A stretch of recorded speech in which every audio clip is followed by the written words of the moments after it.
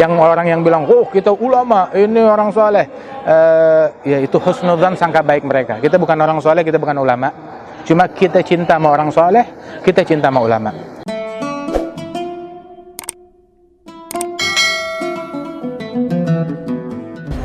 Assalamualaikum warahmatullahi wabarakatuh. Nah, teman-teman, sahabat-sahabat, jeda ngobrol hari ini spesial sekali karena saya bersama Habib Jindan. Ya Allah, terima kasih Habib. Alhamdulillah, akhirnya senang, akhirnya bisa berjumpa, bisa kemudian ngobrol sama Habib Jindan, sekaligus untuk ini ngobrolin tentang bagaimana berislam dan berdakwah di anak muda, Habib. Masya Allah. Karena kebetulan para pendengarnya ini kalau di Jeda Nulis banyak anak muda, Habib. Dan Masya Allah ada keinginan untuk mendengar dakwah-dakwah Islam dan ada keinginan juga untuk mulai lebih baik lagi dalam berislam, Habib. Nah, yang ingin ditanya, Habib, pertama tentang posisi anak muda dalam Islam. Bagaimana hubungan Nabi dengan anak muda? Masya Allah. Alhamdulillah. Wassalatu wassalamu ala Sayyidina Rasulillah, Sayyidina Muhammad bin Abdullah wa ala alihi washabihi wa mawalah. Nabi Muhammad SAW, mayoritas pengikut beliau anak muda. Sebab Rasulullah ketika beliau diutus oleh Allah Ta'ala sebagai Nabi dan Rasul usia 40 tahun.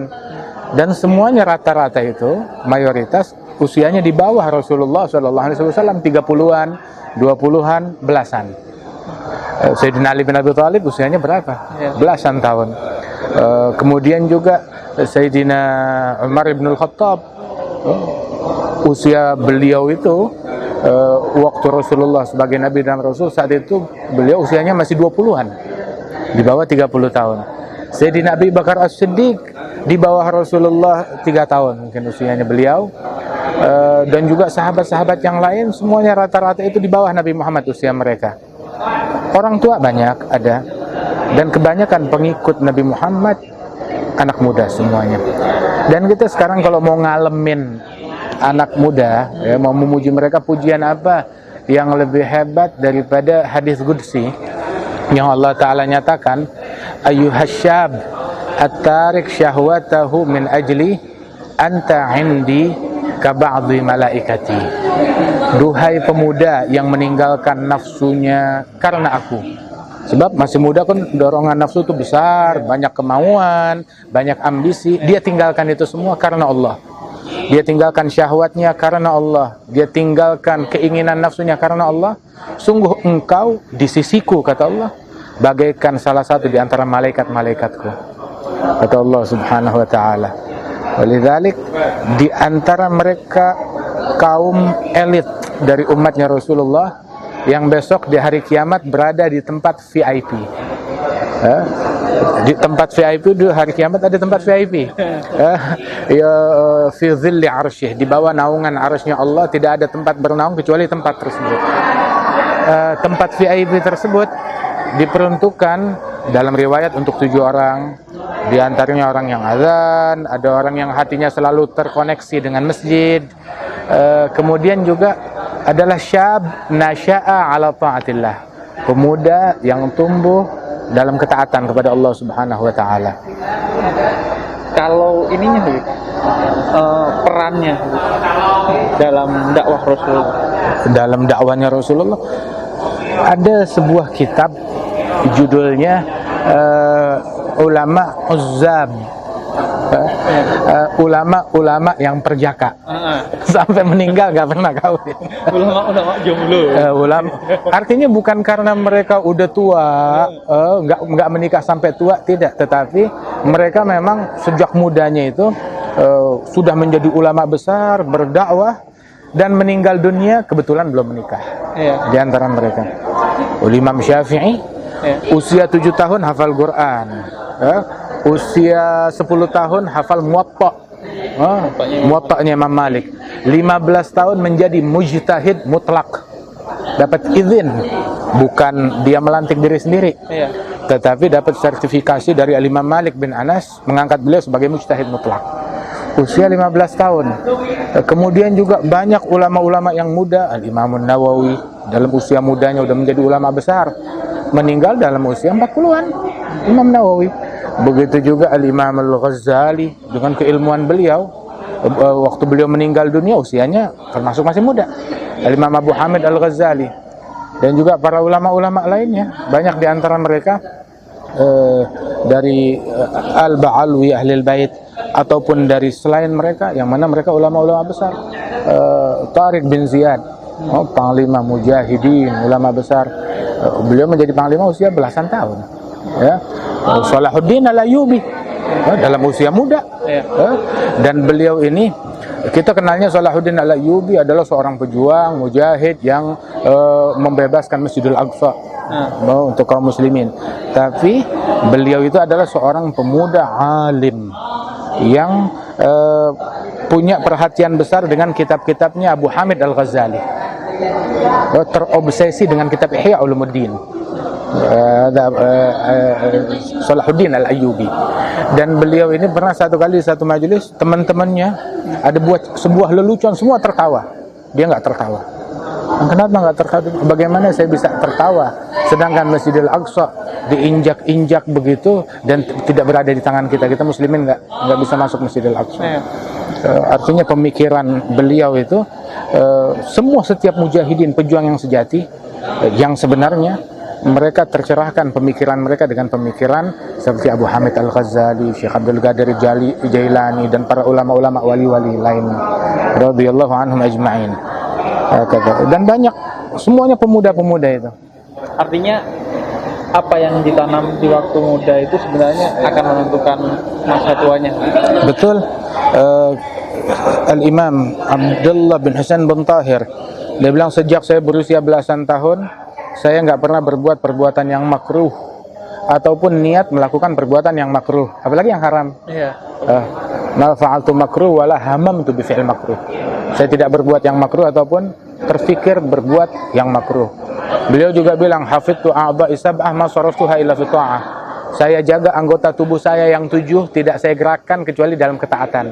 Ini sejak usia belasan tahun. Shahibur ratib, yang ratibnya dibaca di mana-mana, Al-Imam Abdullah bin Al-Haddad, itu beliau ketika masih belajar di ulmah TPA. Orang TPA kan di bawah 10 tahun biasanya. Itu pulang dari TPA mampir di Masjid Ba'alwi atau di Masjid Maghalib, dia sholat sunnah gitu di waktu duha. Ya nggak banyak, cuma 200 rakaat gitu. Pemuda dulu seperti itu. Pemuda dulu seperti itu.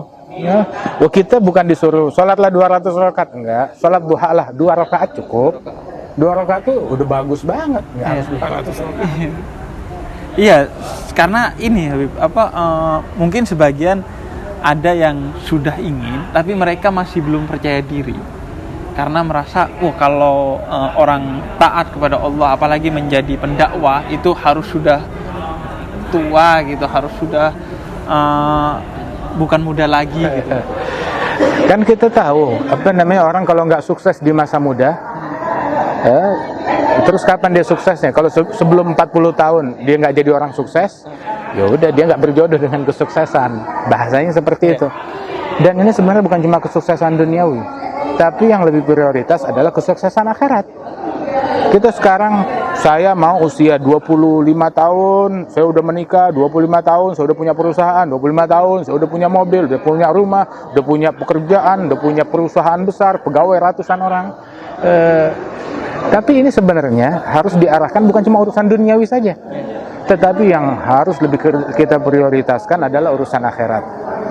Itu sampai disebutkan kalau seseorang usia 40 tahun, man balagha arba'ina sanah walam yaghlib khairuhu syarrahu. Ketika mencapai usia 40 tahun, namun kebaikan dia tidak lebih banyak daripada keburukannya, maka syaitan menghampiri orang tersebut, diusap mukanya oleh syaitan. Sambil mengucap bi abi hadza wajh man la yuflih. Demi Allah, ini muka orang sial. Artinya kenapa syaitan ngusap mukanya? Ngambil berkah dari muka tuh orang. Berkahnya dari setan. Ya, artinya syaitan lihat, ini orang mulia di mata syaitan. Diusap mukanya. Sumpah, ini mukanya orang sial, panutan saya. Iya, karena ada kecenderungan Habib, masih muda gitu, belum mau tobat dulu, masih muda belum mau taat. Itu bahayanya perasaan seperti itu gimana? Kita nih di dunia, yang muda nggak selamanya muda, yang sehat nggak selamanya sehat, yang kaya nggak selamanya kaya, yang sukses nggak selamanya sukses. Waktu berjalan, waktu berputar. Justru selagi kita masih muda, ayo gitu, jadilah kita sesuatu. Kita punya rencana duniawi, bilang kalau saya udah usia sekian belum mencapai kesuksesan duniawi berarti saya orang gagal. Nah, akhirat juga begitu. Kita harus punya targetkan akhiratnya kita seperti apa. Paling enggak nih sekarang kita Ramadan sudah mau berakhir. Pulang dari Ramadan, amalan rutin akhirat apa yang akan saya rutinkan? Misalkan, selesai Ramadan, saya biasanya tarawih tiap malam. Selesai Ramadan saya nggak mau tinggal witir 3 rakaat.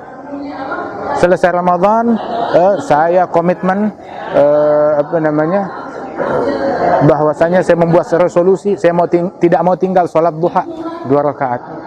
Saya resolusi setelah Ramadan, saya nggak mau tinggal tahajud. Walaupun tahajudnya cuma 15 menit sebelum subuh, saya udah siap di atas sejadah saya. Simple. Terus jangan dikira untuk taat kepada Allah, jadi pemuda yang baik, urusannya ribet. Enggak ribet sama sekali. Sholat duha 2 rakaat makan waktu berapa menit sih? Sholat witir 3 rakaat berapa menit sih? Baca Quran 1 lembar 1 hari makan waktu berapa menit sih? Hal yang sangat simpel sekali. Sholat jamaah sama sholat sendirian, durasi waktunya sama, segitu-segitu juga. Apa kalau sholat jamaah jadi 10 rakaat? Kalau sholat sendirian 2 rakaat subuhnya. Kalau sholat jamaah jadi 10 rakaat kan enggak? Tetap 2 rakaat juga. Zuhur pun juga sama-sama tetap 4 rakaat. Hal yang simpel. Sholatlah jamaah.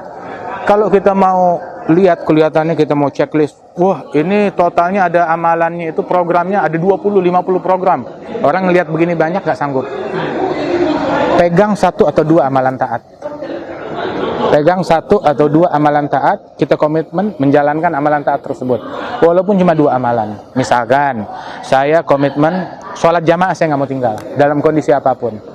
Asal kita sungguh-sungguh komitmen dengan ini, ntar itu nular. Dari sholat jamaah, jadi rasanya, wah jamaah di rumah susah.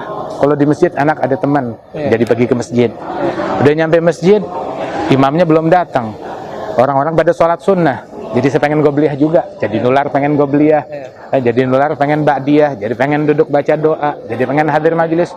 Itu saling menular, ketaatan itu saling menarik satu sama lain, menularkan satu sama lain. Sebagaimana kemaksiatan juga demikian. Al-Imam Al-Haddad ada di kitab apa tuh? Al-Wasaya An-Nafi'ah. Beliau cerita, unik ini ceritanya, ada satu rombongan kafilah dalam ekspedisi dagang, tahu-tahu dibegal di tengah jalan oleh penyamun, dirampok. Di situ ada orang soleh, ada ulama, ada dai. Ketika kafilah mereka dirampok sama penyamun yang banyak, diambil harta. Terus diperhatikan kepala penyamunnya dalam keadaan lagi puasa. Akhirnya ini ustadz ini dia penasaran. Nah, Pak penyamun, Pak maling, saya minta maaf, saya mau nanya. Ini katanya kamu merampok kita, dan saya perhatikan kamu lagi puasa ya? Iya, saya lagi puasa. Kamu puasa sunnah? Iya, puasa sunnah. Tapi kamu ngerampok kita semuanya, menjarah kita.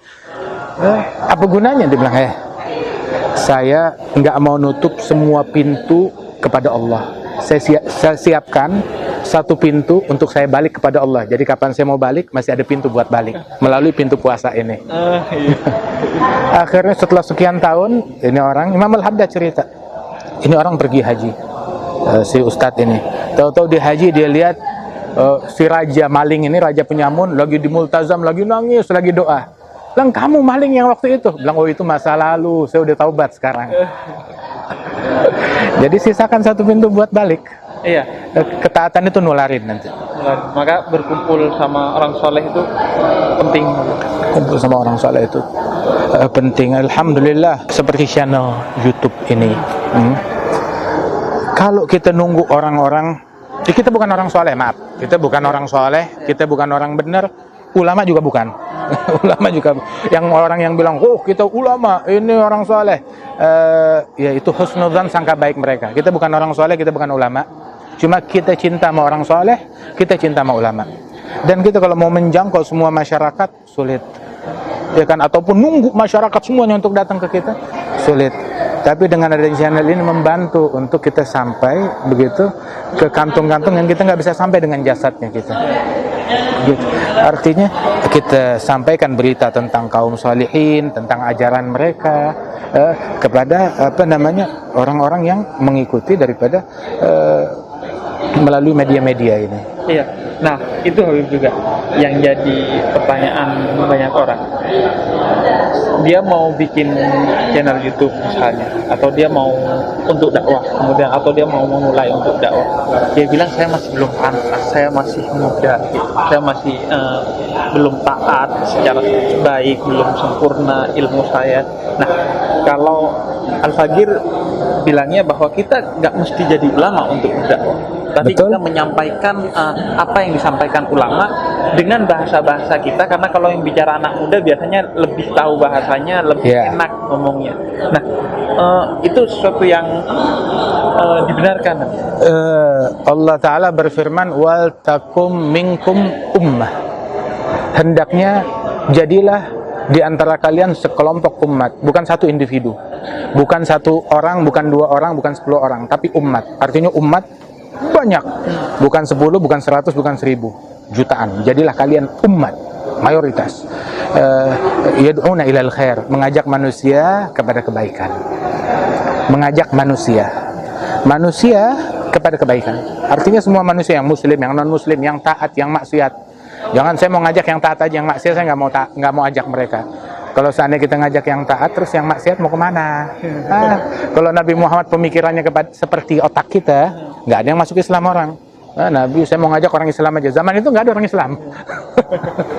Nabi Ibrahim berlalu, zaman di muka bumi satu-satunya Muslim cuma Nabi Ibrahim sendiri. Jadilah kalian sekelompok umat yang ngajak manusia kepada kebaikan. Memerintahkan yang ma'ruf, mencegah dari yang mungkar. Merintahkan yang ma'ruf dengan cara yang ma'ruf, dengan cara yang baik. Mencegah orang dari kemungkaran dengan cara yang baik, bukan dengan cara yang mungkar. Kemudian juga menjadi umat yang mengajak kepada kebaikan. Bukan satu, bukan dua. Dan mengajak tersebut enggak harus kita menjadi ulama, tapi kita menyampaikan, menggiring orang kepada ulama, mengarahkan orang kepada ulama. Dan kalau kita dapetin, malah jangankan orang-orang yang keilmuannya masih minim, bahkan ulama-ulama kaliber, ulama-ulama besar, kelihatan keilmuan dan kesolehan seseorang, bahwasanya dia tidak menisbatkan ilmunya kepada diri dia.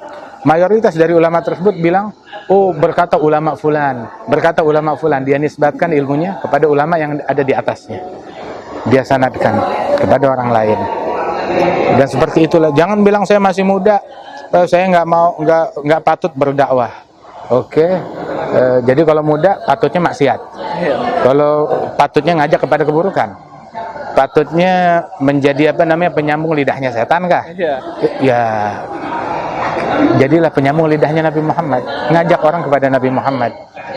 Kita jadi atau bahasanya ya, dutanya Rasul, promosikan kepada masyarakat tentang Rasulullah. Begitu, promosikan kepada masyarakat tentang Islam yang sejati seperti apa, tentang rahmat, tentang kasih sayang yang dibawa dalam agama Islam. Betapapun kita belum sempurna menjalankannya juga. Nggak ada yang sempurna manusia, nggak ada yang sempurna. Imam Syafi'i dia bilang, uhibbus salihin walastu minhum, saya cinta kaum salihin dan saya bukan orang soleh. Syafi'i kalau bulan Ramadan siang 1 kali hatam Quran, malam 1 kali hatam Quran. Ramadan 30 hari beliau hatam Quran 60 kali. Dia bagi waktu malamnya jadi 3 bagian, sepertiga buat ilmu, sepertiga buat tidur, sepertiga buat ibadat. Dia nggak pernah berbuat yang makruh, apalagi yang diharamkan oleh Allah Subhanahu wa Ta'ala. Salatnya selalu berjamaah, tapi dia bilang, saya bukan orang soleh, tapi saya cinta kok orang soleh. Kata beliau, saya bukan orang soleh, tapi saya cinta kaum solehin. Ada lagi syuyukhina, guru daripada guru-guru kami, Al-Imam Abdurrahman Al-Masyhur. itu beliau bilang saya nggak nganggap diri saya ulama. Beliau padahal sahibul Bughyah Mustarsyidin, ada kitab Bughyah Mustarsyidin, fatwanya beliau. Dan beliau yang membuat ahli falak. Dia membuat jadwal sholat untuk 100 tahun di masa tersebut, bukan di masa sekarang, di zaman itu. Seorang ulama besar.